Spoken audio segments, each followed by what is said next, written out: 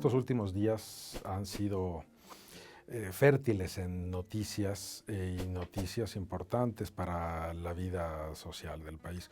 Una que en particular quisiera tomar es la declaratoria de alerta de violencia de género en el Estado de México. Es una declaratoria que responde a una solicitud que se había hecho ya hace varios años, pero que el Sistema Nacional para Prevenir y Erradicar la Violencia contra las Mujeres no la había aceptado. Y precisamente ese rechazo a aceptar la declaratoria de alerta de violencia de género en el Estado de México llevó a un cambio en el reglamento de la ley, porque antes era una votación dentro de este sistema donde participan algunas entidades del gobierno federal y los institutos de las mujeres de los estados.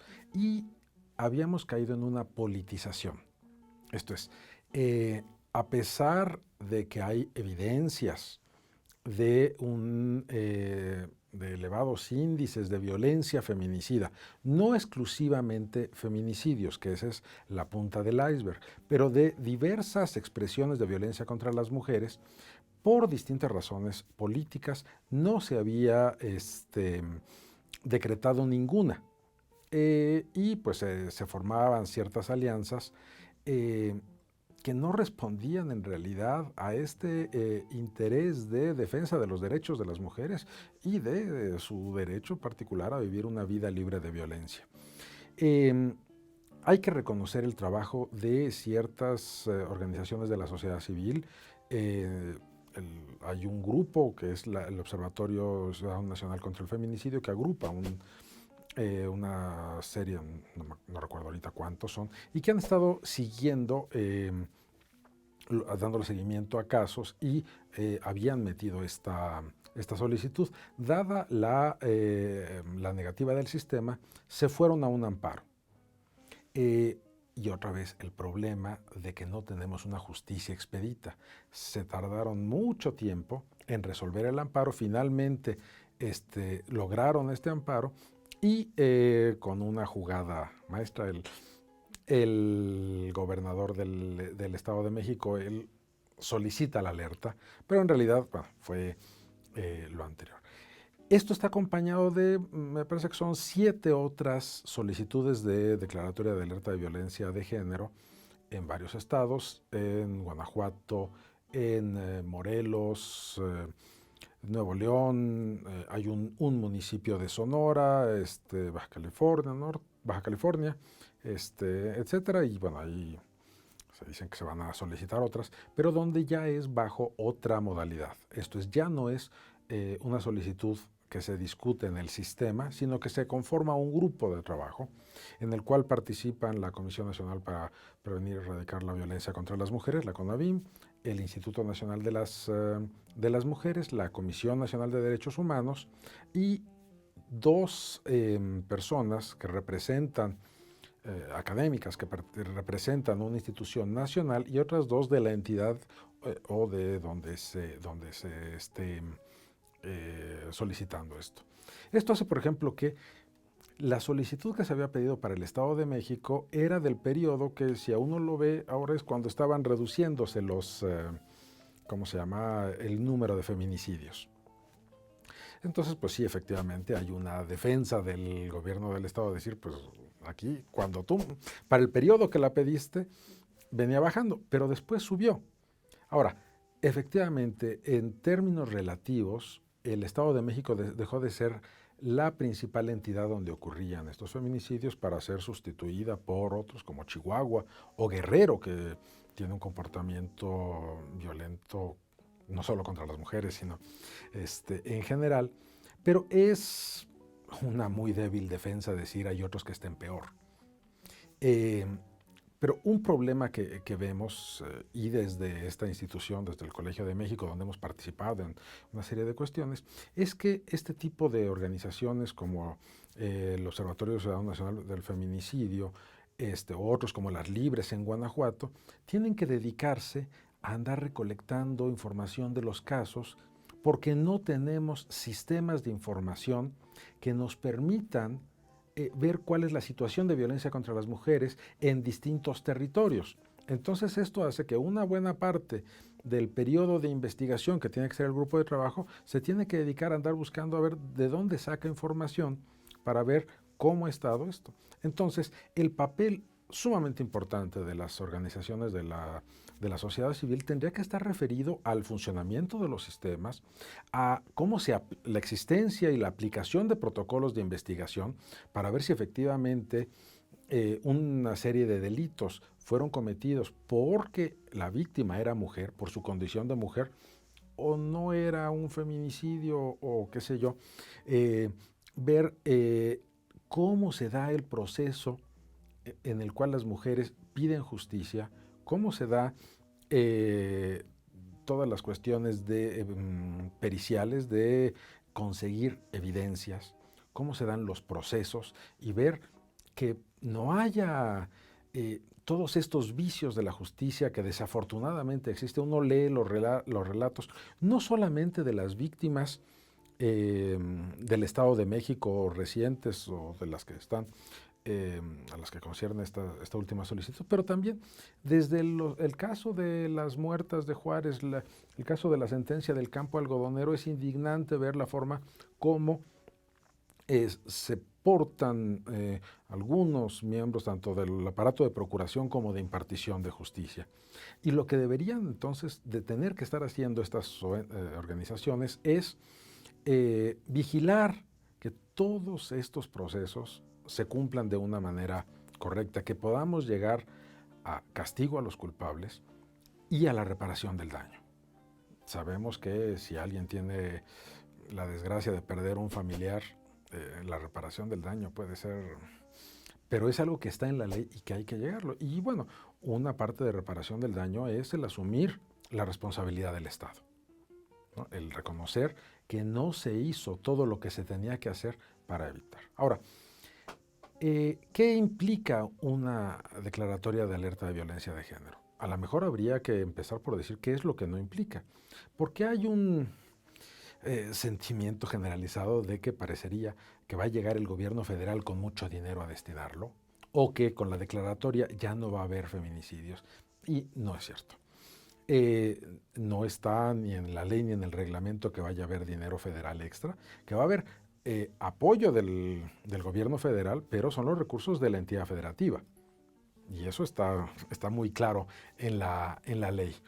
Y tampoco es una cuestión mágica que a partir de una alerta ya no va a haber violencia, porque responde a cuestiones culturales muy enraizadas en nuestra sociedad, que hay que cambiarlo y que eso es largo. Pero, ¿qué es lo que sí implica? Por ejemplo, revisar esto que estábamos hablando de sistemas de información, que tengamos información precisa, oportuna, útil, para ver cuál es la situación de violencia contra las mujeres, pero también cuál es la respuesta del Estado ante esto.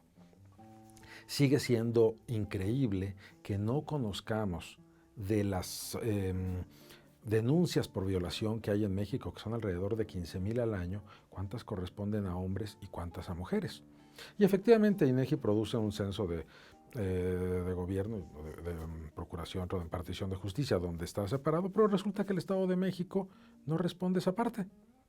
Entonces no sabemos cuántos son. Y el Estado de México es la entidad más poblada del país. Entonces, una parte de la declaratoria de alerta es, a ver, vamos a mejorar o diseñar, si es necesario, los sistemas de información que nos permitan ver esto. Protocolos de investigación. Hay varios, hay un modelo de protocolo latinoamericano, distintas entidades, el Instituto Federal tiene una, etcétera, que se apliquen bien, que las recogidas de pruebas, que las autopsias se ejecuten de acuerdo a un estándar que nos permita allegarnos de la información para llegar a esto. Que no haya más esta cuestión de servidores públicos que ante una denuncia por desaparición de una chica digan, pues se fue con el novio o qué andará haciendo, o que una chica que vaya a denunciar una violación le digan, pero pues si andabas de minifalda, pues tú te lo buscaste, o que no haya una búsqueda inmediata, etcétera. Para eso sirve la declaratoria, también para revisar el funcionamiento de los sistemas estatales para prevenir, erradicar la violencia contra las mujeres.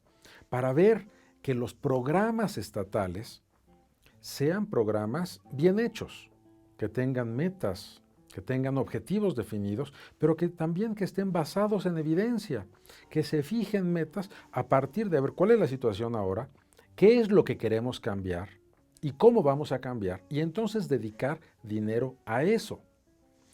Ver que todas las disposiciones tanto de la Ley General de Acceso de las Mujeres a una Vida Libre de Violencia como de las leyes estatales se estén cumpliendo. Porque por lo menos en la parte de producción de información, de informes, de investigaciones, no están. Uno busca en las páginas web y no existen. Y también lo que es importante es no ver exclusivamente el hecho de la violencia contra la mujer como una cuestión policíaca o de procuración de justicia. Esto se tiene que ver en el marco de la política social en su conjunto. ¿Qué les enseñamos a los niños en la primaria en términos de resolución de conflictos y de trato entre unos y otros? ¿Cuál es el valor que le damos a las mujeres como miembros con pleno derecho de la sociedad? Y otras cosas como, ¿cuál es la política de vivienda en este país? No por nada, en estos municipios en los que se decretó la alerta de violencia de género, también es donde hay muchísimos de estos desarrollos habitacionales que están lejos, que son casitas, donde no hay tejido social. O sea, hicieron casas, pero ¿dónde están los centros de salud? ¿Dónde están las escuelas? ¿Dónde están los sistemas de transporte? ¿Cómo nos aseguramos de que haya transportes seguros para las mujeres? Y hay una constante de que muchos de los casos de violencia feminicida en el Estado de México tienen que ver con el transporte. Entonces no podemos seguir viendo la política social como fragmentada y a mí me toca pues hacer un camino, no. Hay que hacerlo de manera conjunta y sobre todo ver estos derechos, en particular los derechos de las mujeres, como algo transversal. Y que no es nada más, pues ya puse 4 paredes, un techo y ahí está la tubería de agua, sino, y todos los demás satisfactores. ¿Qué pasa, por ejemplo, con las personas de la tercera edad que no solo requieren cuidados, sino también los brindan?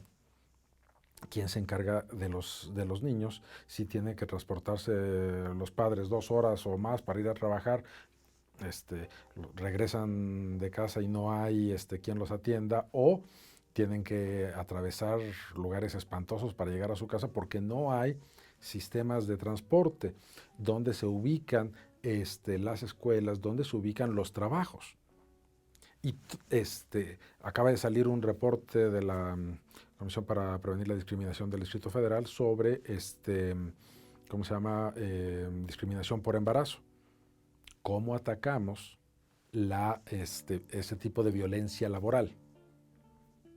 ¿Cómo vemos entonces en su conjunto? Y para eso sirve la declaratoria de alerta de violencia de género, para poderse allegar este tipo de experiencias, tanto las buenas como las malas, para ayudar a mejorar la situación de violencia contra las mujeres. Y sobre todo esta cuestión de, a ver, qué es lo que ha funcionado, qué es lo que no, y detectar cuáles son los problemas. Entonces, pues, por ejemplo, si tuvieran todas las unidades de agencias del Ministerio Público un teléfono directo, ya sea a la oficina del procurador o del gobernador mismo, si te piden dinero para seguir una investigación, es que me tiene que dar para la gasolina o no sé qué, llámame aquí, yo te respondo. Cosas que realmente reflejen la voluntad política de luchar contra la violencia contra las mujeres, que repito, no es nada más el feminicidio, que es la punta del iceberg, sino una cuestión en conjunto. Yo no lo sé, pero me pregunto, en el gobierno del Estado de México, ¿cuántas secretarias mujeres hay y cuántos secretarios varones hay?